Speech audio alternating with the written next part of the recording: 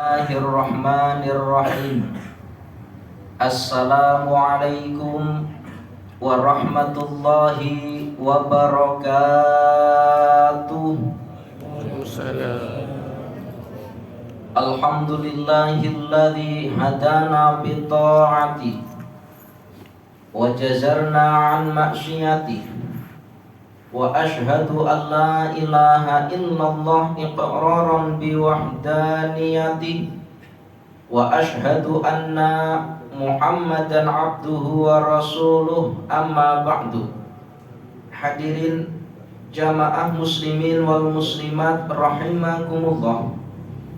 Alhamdulillah, puji syukur kita kehadirat Allah atas segala nikmat-nikmat yang telah diberikan kepada kita, sehingga dengan nikmat-nikmat itu Allah masih memberikan kesempatan kepada kita untuk hadir di dalam masjidnya yang tidak lain adalah lisholati, untuk melaksanakan ibadah sholat yang tentunya kita kerjakan secara berjamaah.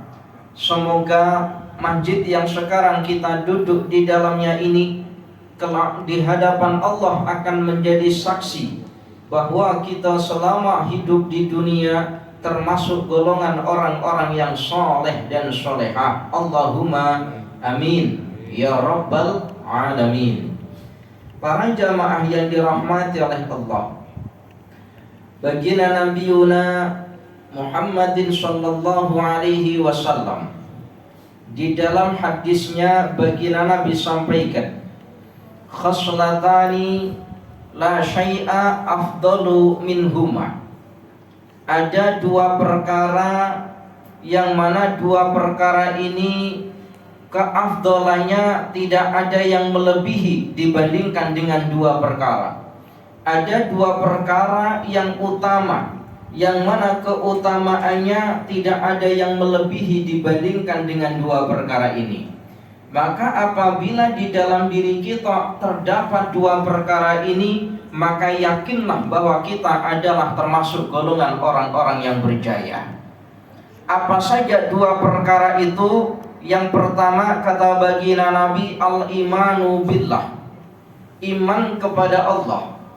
Yang kedua adalah wan naf'u lil muslimin, boleh memberikan kemanfaatan terhadap orang muslim yang lain. Yang pertama adalah al-imanu billah, iman kita kepada Allah.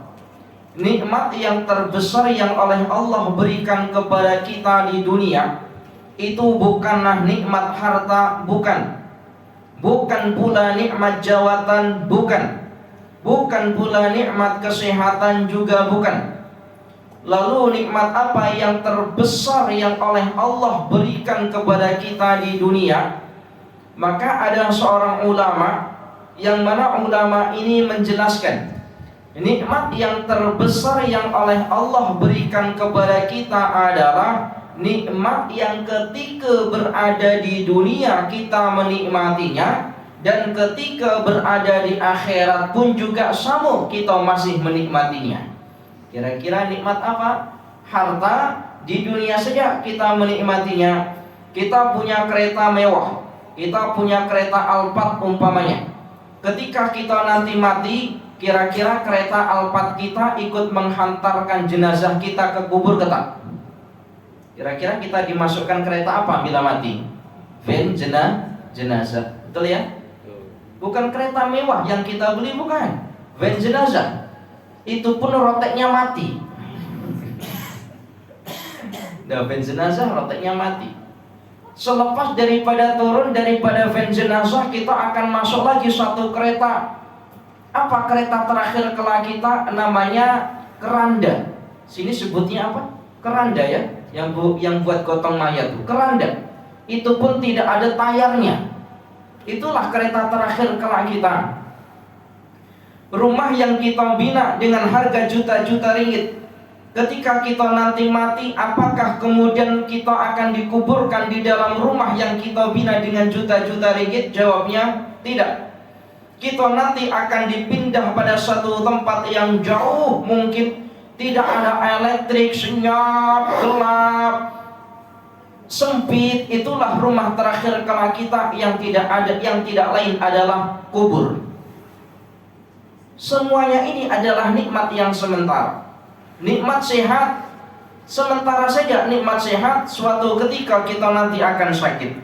Maka para jamaah yang dirahmati oleh Allah, jawatan sementara saja. Ketika kita nanti mungkin 5 tahun ke hadapan, kita sudah tidak lagi punya jawatan. Bahkan jawatan itu tidak akan ditulis di dalam batu nisan kita ketika kita nanti mati. Ada seorang presiden mati umpamanya, pernah tidak kita melihat batu nisannya itu tertulis bekas presiden? Tidak ada. Maknanya semuanya nikmat, yang nikmat itu sementara saja di dunia. Lalu nikmat apa yang terbesar yang oleh Allah berikan kepada kita di dunia? Tidak lain adalah berupa nikmat iman dan nikmat Islam. Di dunia kita menikmatinya, dan di akhirat pun juga sama, kita masih tetap akan menikmatinya. Maka di dalam kitab Al-Usturiyah ada seorang pemuda ketika berada di Bukit Arafah selalu berdoa dengan doa Alhamdulillah ala nikmatil imani wal Islam wa huma min a'zamin ni'ami wa kafa bihima min ni'mah. Apa makna daripada doa tersebut? Alhamdulillah, segala puji teruntukmu ya Allah, ala nikmatil imani wal Islam, atas nikmat iman dan nikmat Islam, wa huma min a'zamin ni'ami wa kafa bihima min nikmah. Yang mana kedua nikmat itu, nikmat iman dan nikmat Islam, adalah sebesar-besarnya nikmat dan sudah tercukupi. Dari sekian banyak nikmat di dunia, sudah cukup dengan 2 nikmat ini. Apa? Iman, Islam. Tanpa 2 perkara ini, hidup kita akan susah. Bukan hanya susah di dunia, tetapi nanti juga akan susah di akhirat. Maka syukuri nikmat iman dan Islam yang oleh Allah berikan kepada kita. Terkadang kita lupa. Kita bersyukur atas nikmat yang oleh Allah berikan kepada kita bila nikmat itu nampak oleh mata. Allah berikan kita harta, alhamdulillah. Allah berikan kita jawatan, alhamdulillah. Allah berikan kita sehat, lisan kita mengucapkan alhamdulillah. Tetapi nikmat iman dan nikmat Islam terkadang kita lupa untuk mensyukurinya. Padahal ini adalah sebesar-besarnya nikmat. Para jamaah yang dirahmati oleh Allah, lalu apa sih yang dinamakan dengan bersyukur? Sebab di dalam ayat Al-Quranul Karim Allah sampaikan la in syakartum la azidannakum. Bila kalian bersyukur la azidannakum, aku Allah akan tambah nikmat itu. Tetapi wala in kafartum, bila kalian ingkar atas apa yang aku berikan kepada kalian, inna adzabi lasyadid, siksaku sangat pedih, kata Allah.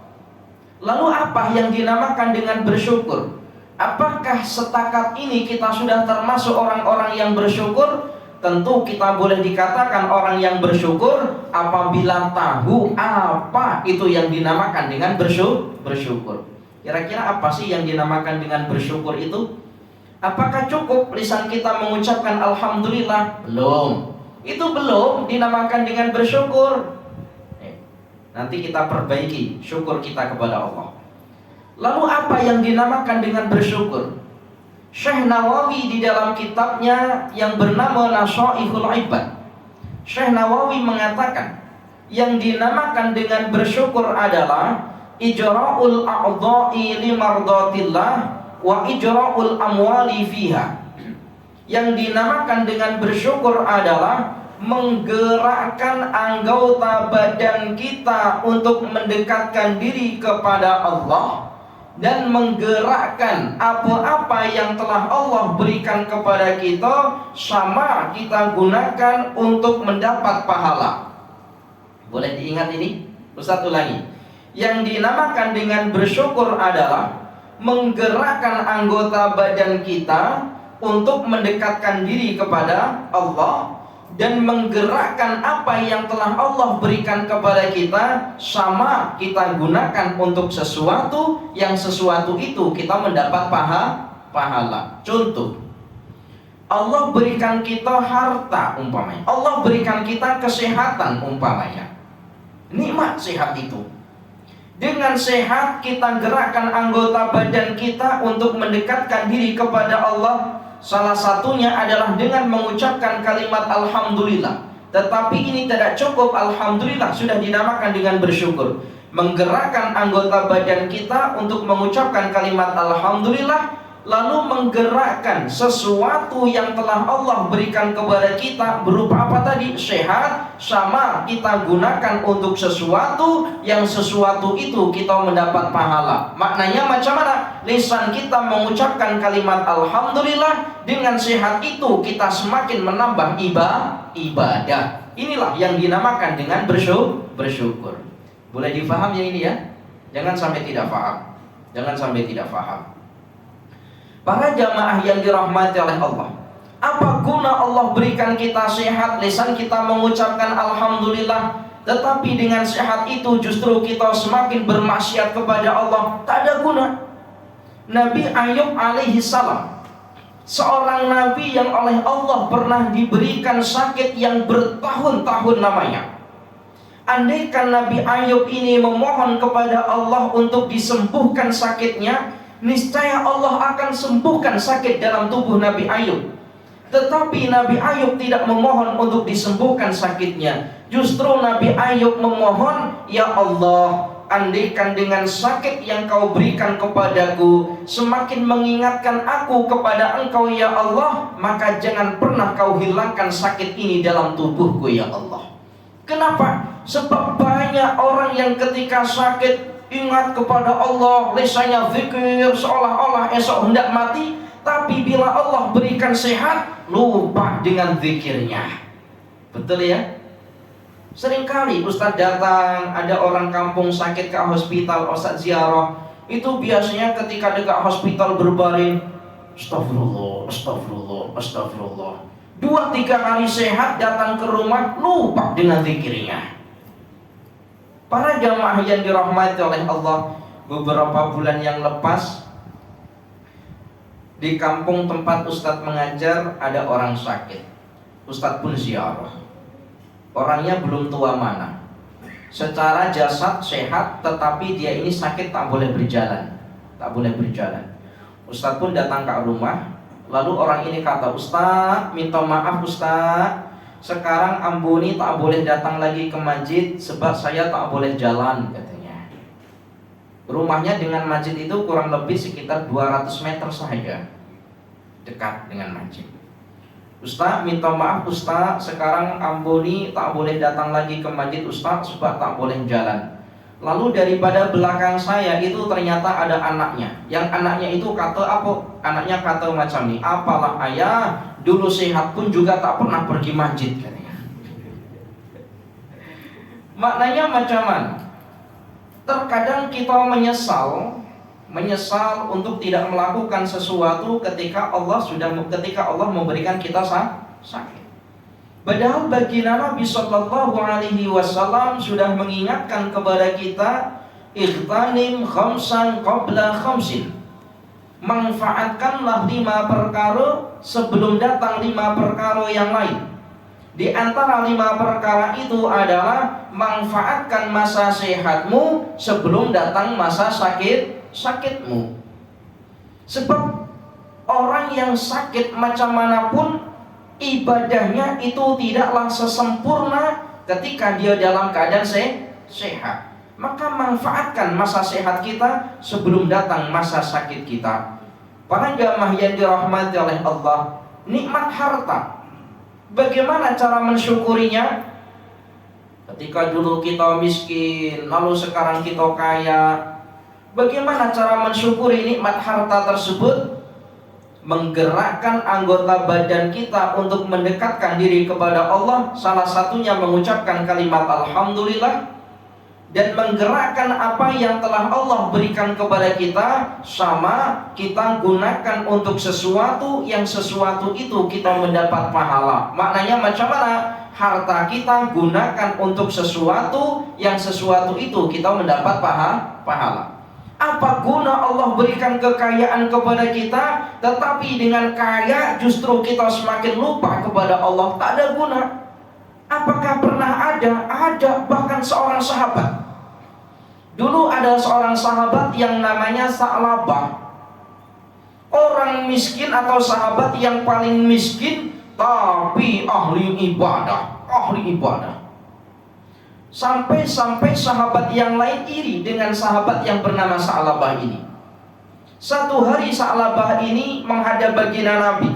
Wahai baginda Nabi, semua perkara yang oleh Allah wajibkan, semuanya sudah aku kerjakan, kecuali satu yang belum aku kerjakan, wahai baginda Nabi.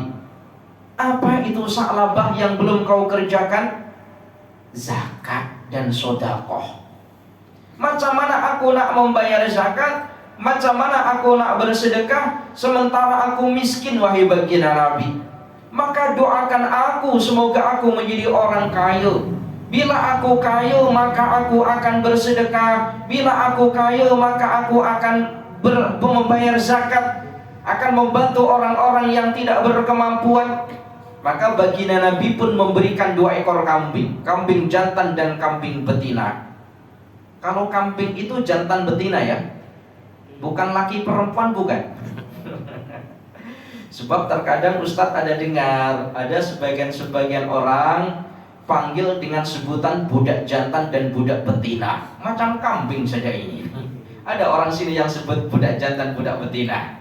Para jamaah yang dirahmati oleh Allah, kambing dipelihara, tidak lama kemudian beranak pinak, tidak lama anaknya beranak pinak, banyak, kambingnya semakin banyak. Suatu hari ketika sholat zuhur, baginda Nabi tanya, hei sahabat, mana ini Sa'labah tidak nampak? Jawab sahabat, mengembala kambing, wahai baginda Nabi. Kambing semakin banyak, asal tidak nampak. Mana asal tidak nampak? Belum balik mengembala kambing, wahai baginda Nabi. Lama-lama kambing semakin banyak, maghrib tidak nampak, tak sempat, wahai baginda Nabi. Lama-lama isya tidak nampak, letih, wahai baginda Nabi. Lama-lama subuh pun tidak nampak di masjid, sudah pergi mengembala kambing, wahai baginda Nabi. Suatu hari baginda Nabi nak ambil zakat daripada Sa'labah, ternyata Sa'labah pun tak nak membayar zakat. Dulu miskin ahli ibadah, kaya malah justru semakin jauh daripada Allah Ta'ala. Kira-kira ada apa tidak jamaah masjid sini? Dulu ekonominya miskin, biasa-biasa sahaja, sekarang jadi orang kaya. Dulu hari-hari nampak di masjid, sekarang dah tak lagi nampak di masjid. Ada yang demikian? Dulu miskin, selalu datang di masjid, sekarang sudah jadi orang kaya, tak pernah nampak di masjid. Ada? Kalau ada, jom kita doakan semoga jadi orang miskin lagi. Gurau.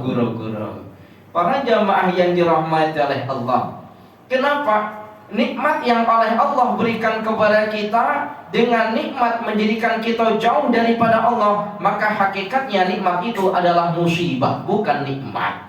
Karena yang namanya nikmat akan semakin menjadikan kita semakin dekat kepada Allah. Itulah yang dinamakan dengan nikmat. Para jamaah yang dirahmati oleh Allah, perihal tentang orang yang bersedekah, itu ada 4 tingkatan. Kira-kira kita nanti tingkatan yang mana? Tanya pada diri kita sendiri-sendiri. Ketika seseorang melakukan perbuatan yang dinamakan dengan perbuatan sedekah, itu ada 4 tingkatan. Tingkatan yang pertama dinamakan dengan syakho namanya. Apa syakho? Apa itu syakho? Syakho adalah orang yang bersedekah namun menunggu diminta. Kalau tidak diminta, dia tidak akan berbuat yang namanya sedekah. Syakho, orang yang bersedekah tetapi menunggu diminta. Kalau tidak diminta, dia tidak membayar sedekah atau tidak berbuat sedekah. Ini tingkatan yang pertama, ini tingkatan yang paling rendah sendiri. Maka para jamaah yang dirahmati oleh Allah, Uwais Al-Qarni pernah berjumpa dengan seorang rahib. Lalu Uwais Al-Qarni bertanya kepada seorang rahib. Rahib ini adalah pendeta. Pendeta maksudnya macam mana? Orang yang masih berpegang teguh dengan kitab-kitab selain daripada Al-Quran. Maknanya kitab-kitab yang dulu, Zabur, Taurat, dan Injil. Ini namanya rohib. Sekarang tak ada sekarang. Kata Uwais Al-Qarni, ma awalu darajatin yarqaha al-muridu. Wahai sang rohib, amalan apa yang perlu dikerjakan oleh seorang hamba untuk mendapat derajat yang tinggi di hadapan Allah? Perhatikan ini molek-molek. Amalan apa yang perlu dikerjakan untuk mendapat derajat yang tinggi di hadapan Allah? Maka sang rohib pun menjawab, ada 2 amalan yang perlu kita kerjakan supaya amalan-amalan kita mendapat derajat yang tinggi di hadapan Allah. Apa saja 2 amalan sehingga amalan-amalan kita ini akan mendapat derajat yang tinggi di hadapan Allah? Yang pertama, kata sang rohib, adalah Raddul madhalimi, mengembalikan hak-hak orang lain yang kita ambil secara zalim. Perhatikan, mengembalikan hak-hak orang lain yang kita ambil secara zalim. Maknanya macam mana? Mungkin pernah kita mengambil barang milik orang lain tanpa adanya hak dan itu belum kita kembalikan. Mungkin pernah kita makan barang milik orang lain tanpa adanya kebenaran umpamanya. Selagi ini masih belum kita kembalikan, maka amalan-amalan kita di hadapan Allah, baik puasa kita, sholat kita, zakat kita, haji kita, tidak akan mendapat derajat yang tinggi di hadapan Allah Ta'ala. Boleh paham ya yang pertama ini ya? Jangan sampai tidak paham. Yang kedua wa khifatu dhahri minat tabi'ati. Yang kedua adalah meringankan beban orang lain.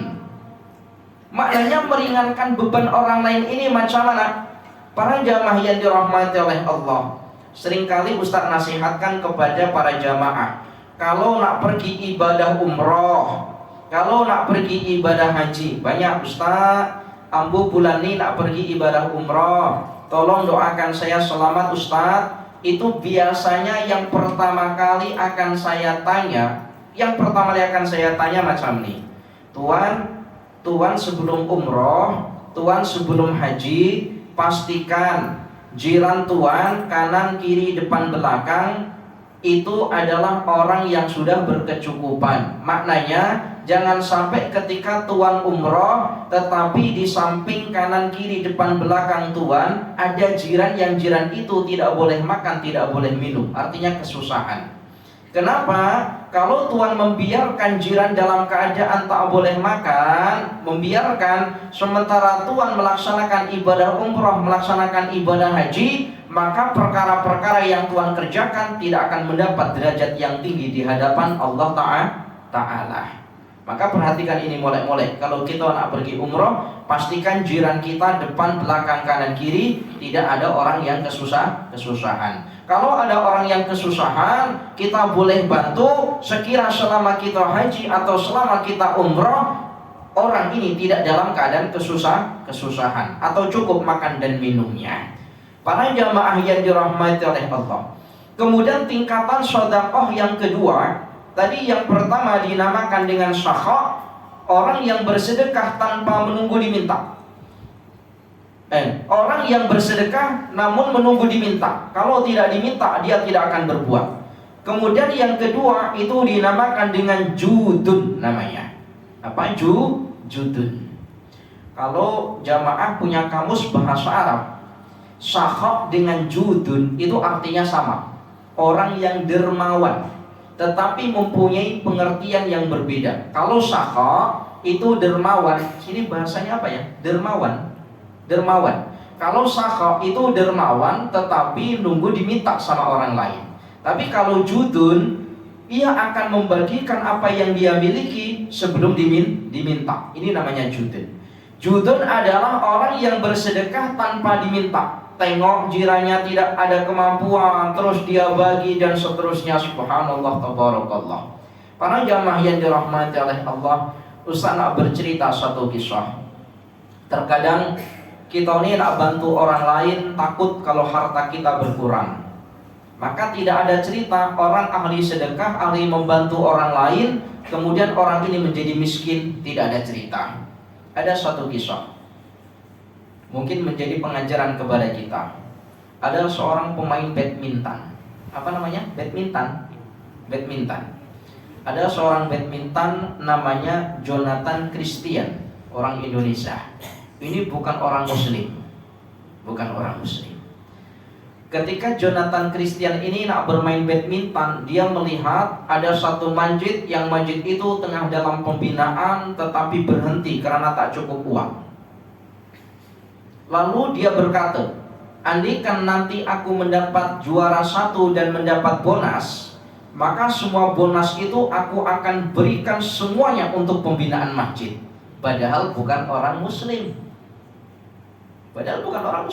Bila nanti aku dapat bonus, maka semua bonusku aku akan berikan kepada masjid yang dia lihat untuk pembinaan. Ternyata betul, dapat juara 1. Akhirnya Pak, semua bonusnya diberikan untuk pembinaan masjid sehingga selesai. Kurang lebih kalau dalam uang ringgit, kurang lebih sekitar 300.000 ringgit. Semuanya diberikan kepada masjid. Ternyata Pak, ternyata viral. Ada orang bina masjid, tapi orang ini bukan orang Muslim. Dijemput di stasiun televisi untuk temu mesra. Dijemput, lalu dijemput lagi di stasiun televisi untuk temu mesra dan seterusnya. Ya Allah ya Karim. Daripada itu semua viral, dijemput di televisi satu, akhirnya Pak, daripada semuanya itu, ia mendapat uang yang jauh lebih besar dibandingkan dengan 300.000 ringgit yang dia gunakan untuk membina masjid. Maknanya macam mana? Orang yang berbuat kebaikan, Allah akan balas kebaikan tersebut. Tak kisah apakah orang yang berbuat kebaikan itu orang Muslim ataupun orang yang bukan Muslim, Allah akan tetap membalasnya. Bedanya apa? Kalau orang Muslim berbuat kebaikan, maka Allah akan membalasnya bukan hanya di dunia sahaja, tetapi Allah juga akan membalasnya ketika berada di akhirat. Sementara orang yang bukan Muslim, ketika dia berbuat kebaikan, Allah akan membalasnya hanya ketika berada di dunia sahaja. Di akhirat Allah tidak memberikan balasan kepadanya. Subhanallah. Para jamaah yang dirahmati oleh Allah, tingkatan sedekah yang ketiga, yang pertama namanya judun, yang kedua namanya sakho, yang ketiga apa? Yang ketiga dinamakan dengan ikramun atau kiromun namanya. Ini tinggi. Tingkatan yang paling tinggi nomor 3 dan nomor 4. Apa itu ikramun atau kiromun? Ikramun atau kiromun adalah orang yang bersedekah dalam jumlah yang banyak sampai dia sendiri tidak tahu jumlahnya berapa. Ini tingkatan yang tinggi. Orang yang bersedekah dalam jumlah yang banyak sampai dia sendiri tidak tahu jumlahnya berapa. Ustadz, jumlah yang banyak itu apakah harus berupa 500 ringgit, 1.000 ringgit, 2.000 ringgit? Oh bukan. Perhatikan ini mulai-mulai supaya ibadah kita betul. Yang dinamakan dengan sedekah yang banyak itu tidak ditentukan angka nominalnya. Tidak. Ada orang di dalam dompetnya, sini sebutnya apa? Dompet ya. Ada orang di dalam dompetnya punya uang 10 ringgit. Hanya 10 ringgit saja.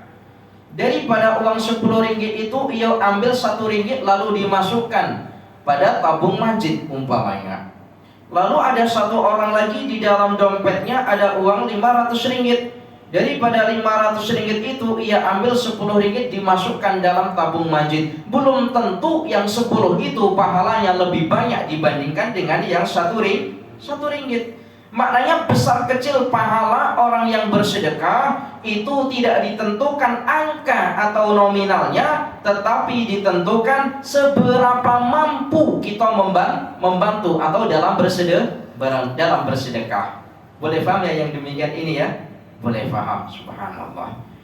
Dulu apakah pernah ada Ustadz seseorang yang bersedekah dalam jumlah yang banyak sampai dia sendiri tidak tahu jumlahnya berapa?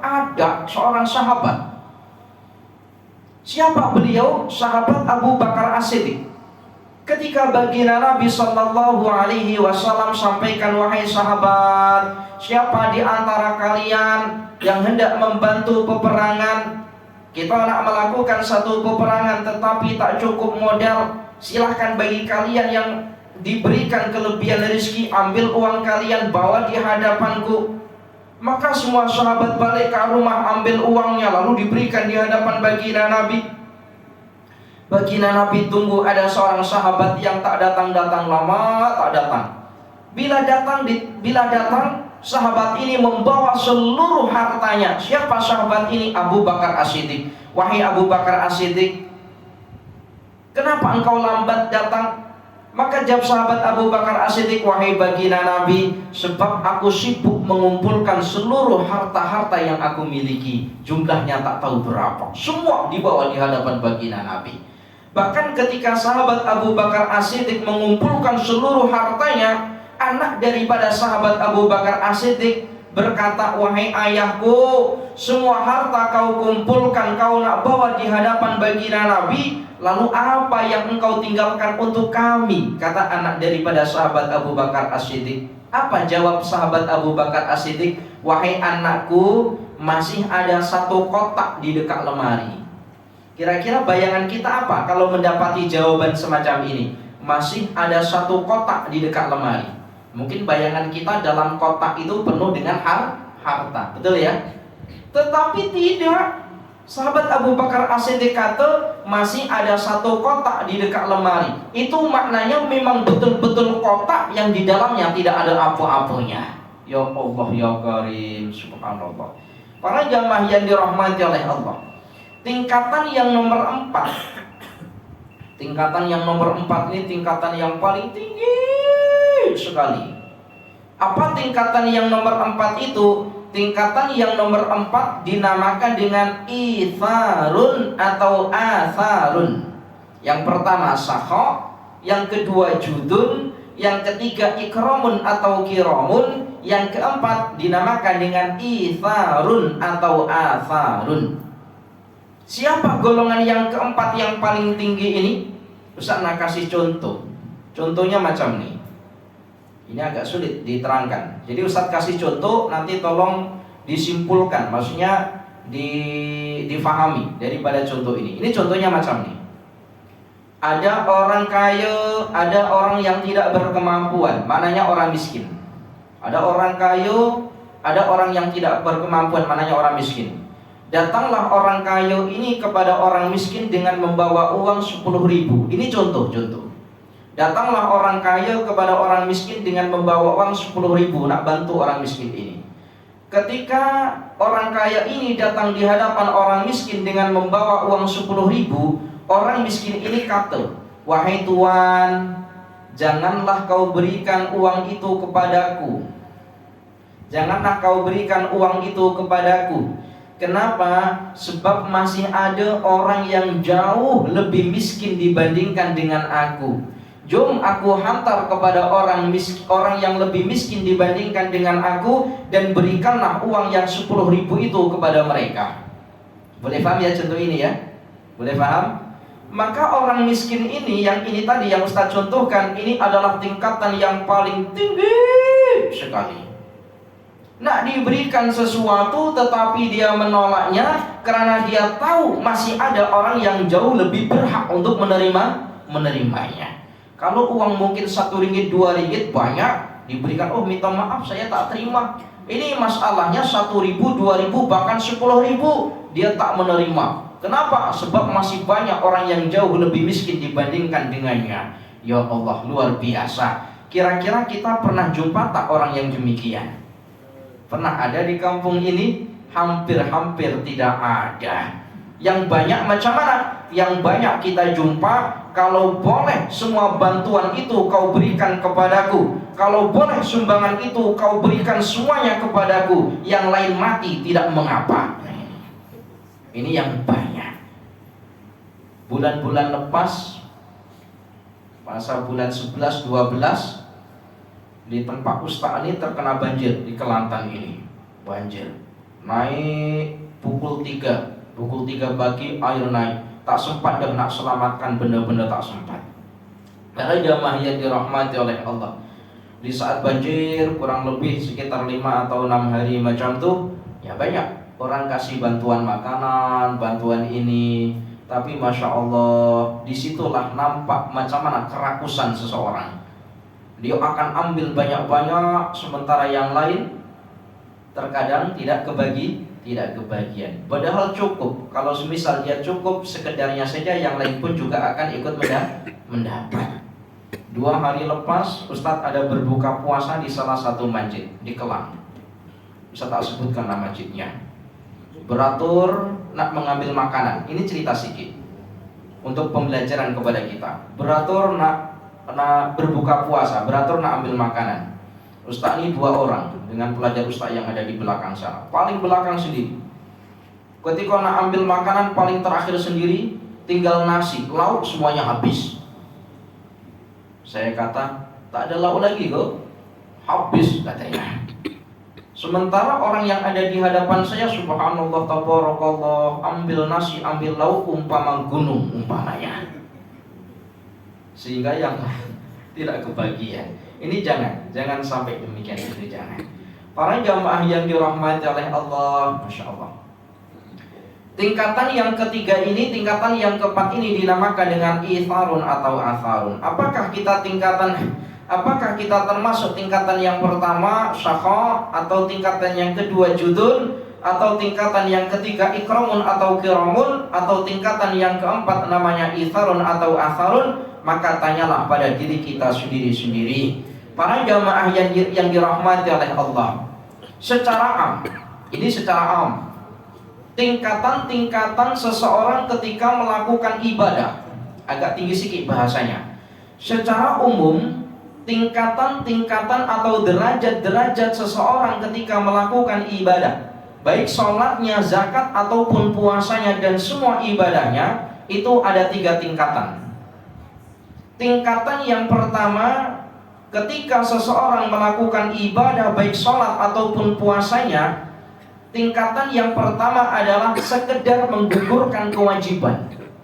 Apa? Sekedar menggugurkan kewajiban. Pak Cik sholat, puasa, iya, zakat, tentu.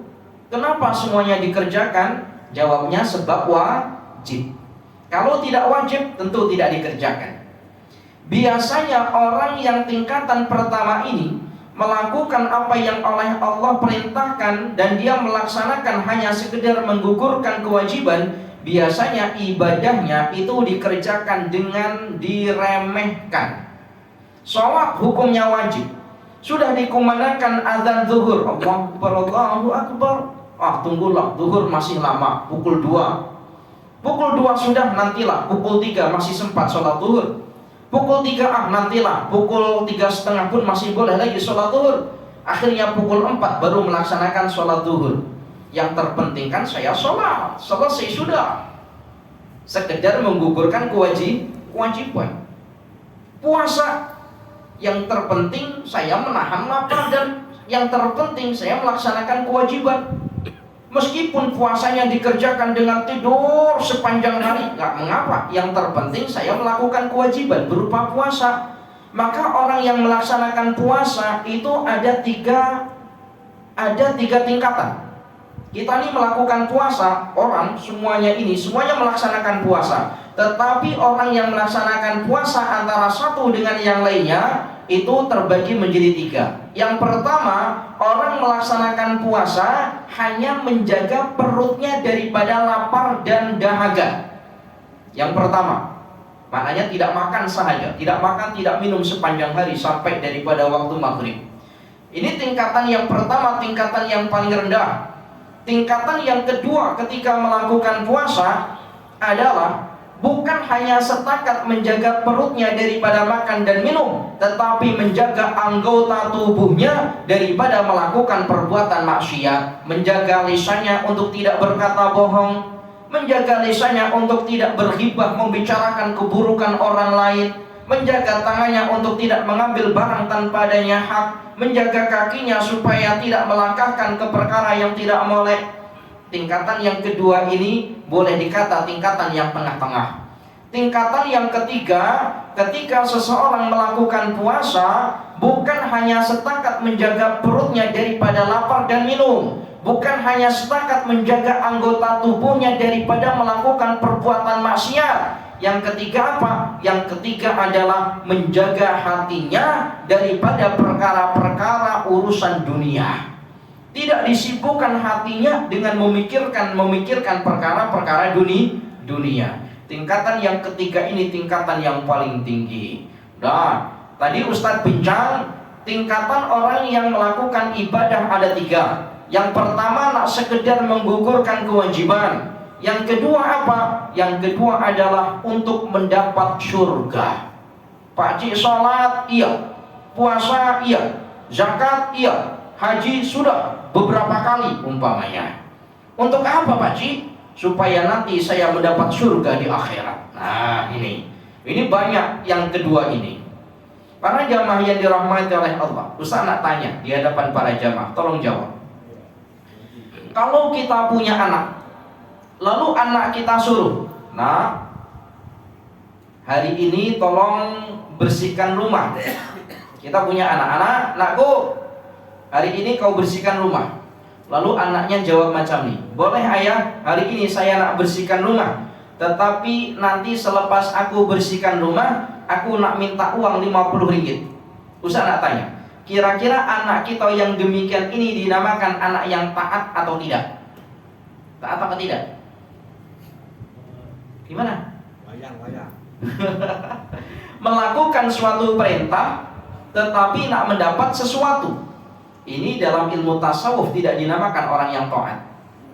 Tidak dinamakan orang yang taat. Kenapa? Apabila kita tidak memberikan sesuatu, maka anak kita tidak akan melakukan.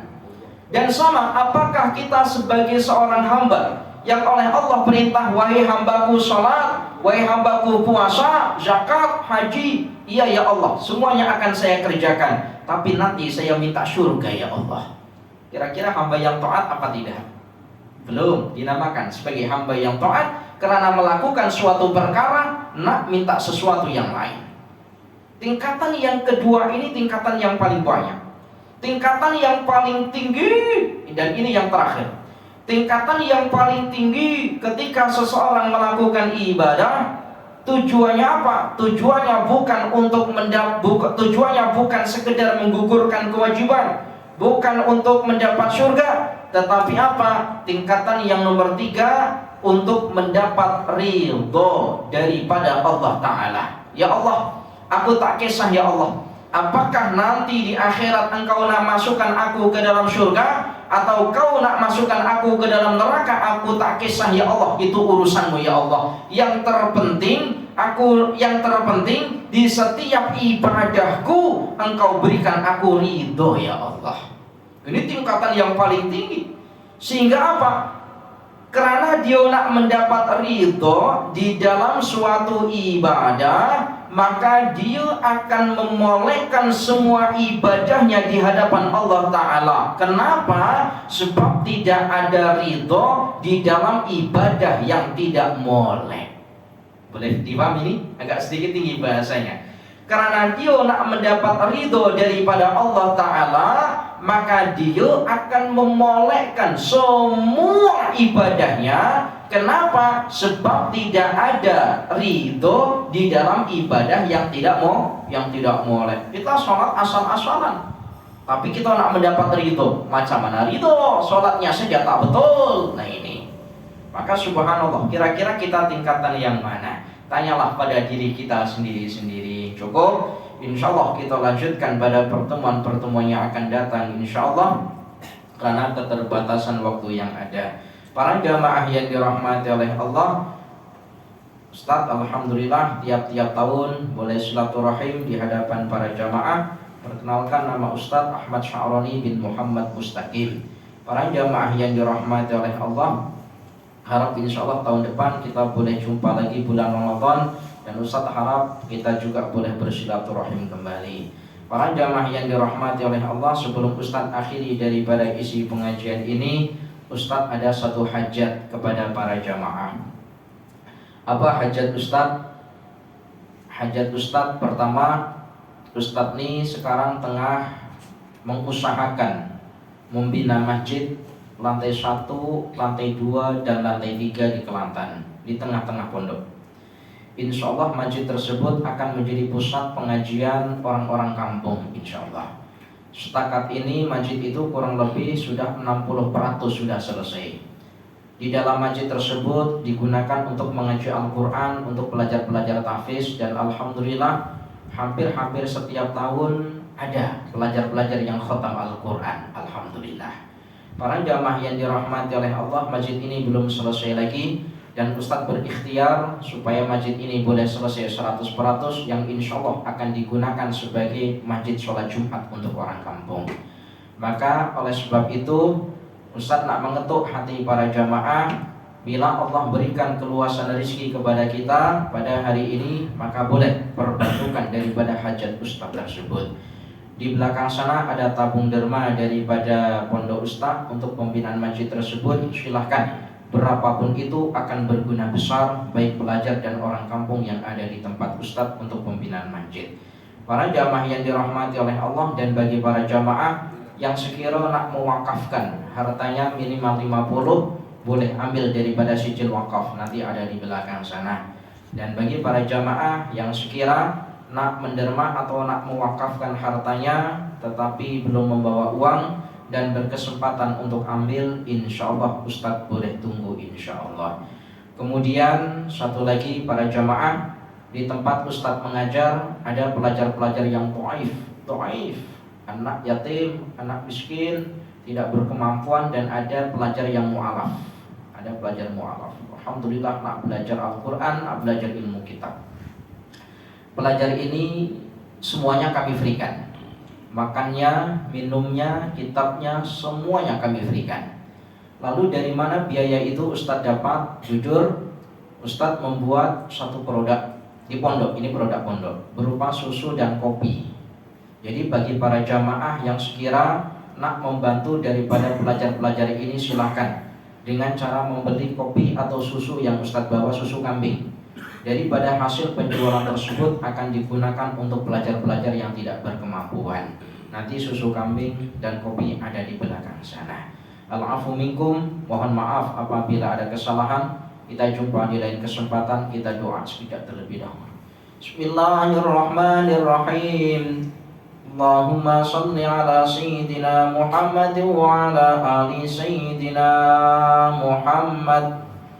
حمدا يوافي نعمه ويكافئ مزيده يا ربنا لك الحمد كما ينبغي لجلال وجهك وعظيم سلطانك اللهم إنا نسألك موجب الرحمة وعجائب مغفرة والسلامة من كل إثم والغنيمة من كل بر والفوز بالجنة والنجاة من النار اللهم صل على سيدنا محمد طب القلوب ودوائها وعافية الأبدان وشفائها ونور الأبصار وضيائها وقوت الأرواح وغذائها وعلى آله وصحبه وسلم اللهم ربنا آتنا في الدنيا حسنة وفي الآخرة حسنة وقنا عذاب النار وصلى الله على سيدنا محمد وعلى آله وصحبه وبارك وسلم